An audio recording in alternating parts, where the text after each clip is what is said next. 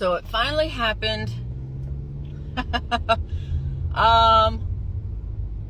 Sunday is officially in the driver's seat, so nice to meet you. It's weird being 100% back, like, into your being and understand. I feel weird. The last time I was really kind of any kind of conscious, I was like a teenager.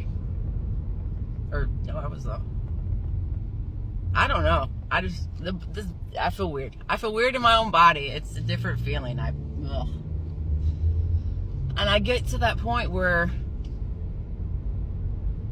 I start to like second guess myself, and I don't want to do that anymore. I kind of was like forced to be a people pleaser. I was like beaten into submission to be a people pleaser because I had to literally just do anything and everything that I was told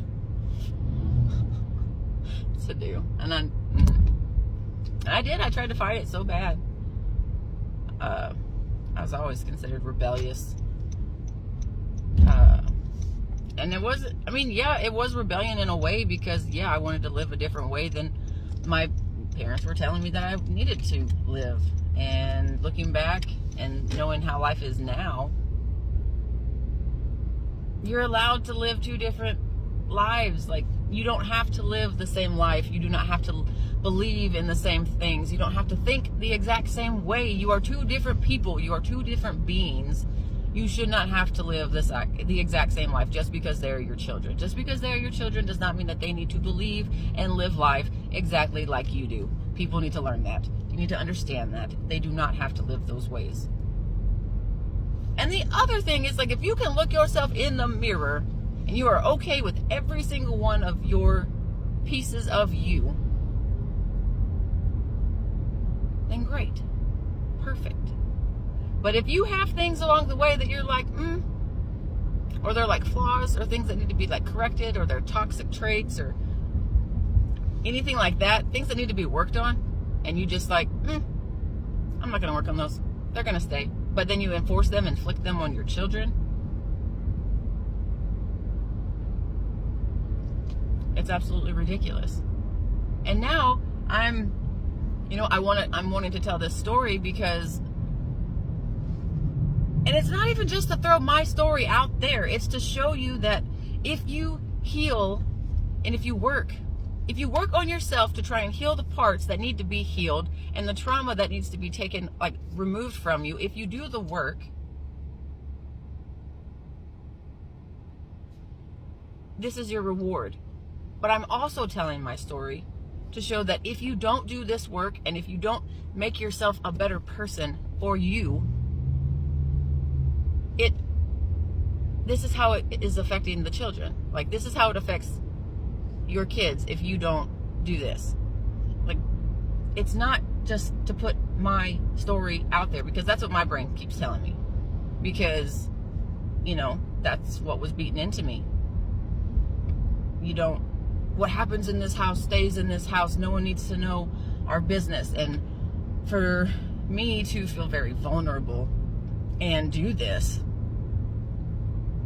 I have to remember it's for me, because I'm worth fighting for, because I reached out. I tried to get help and no one would listen to me.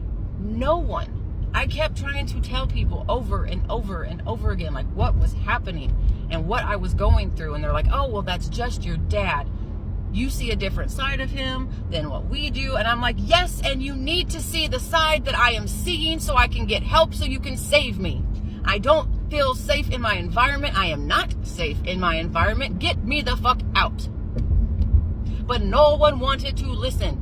So yes, I am going to tell my story, because if it helps even just one person get out of an unsafe environment, or it helps another person heal to keep their people from being in an unsafe environment, I am absolutely going to do it. Because everyone deserves to be safe. Everyone deserves to be loved. Everyone deserves to be cared for. Everyone deserves that ability. You deserve that. Absolutely. So heal. Do the work. Do the nitty-gritty work that's uncomfortable, that you don't really want to sit with, and get it done. Because because you're worth it. The people around you are worth it. We should not gatekeep healing. Everyone's like, oh, well, I don't want to heal. Oh, healing is stupid. Therapy is dumb, or all this shit. No, stop it. I know it hurts. I know it's painful. I know you don't really want to do it. But when you get to a point where you don't want to do it anyways. You will be better for it. Especially when it comes to yourself. If it is helping to take care of you, why wouldn't you do it? And the other thing to that, I know I keep saying, like, you have to do the work. You have to do the work. You don't have to be alone on your healing journey. You don't have to do it alone. You yourself have to do the work, yes. But you can have someone with you to help you through it. Because that's what I needed. And that's what I wanted. I needed help, but I was just thrown to the wolves. Here you go, figure it out on your own. And I don't want anyone else to have to do that. Hell, my daughter's doing that. And at first I was like, oh, well, you have to do the work. You know, I can give you these tools, but you have to be the one to do your work. So you have to do that on your own. Absolutely not. Nope. Hell no. I will sit there and I will hold her hand along the way. I am not going to make her do it by herself. I am going to hold her hand and help her get through it, because that's what she deserves and that's what she needs. Point blank, period.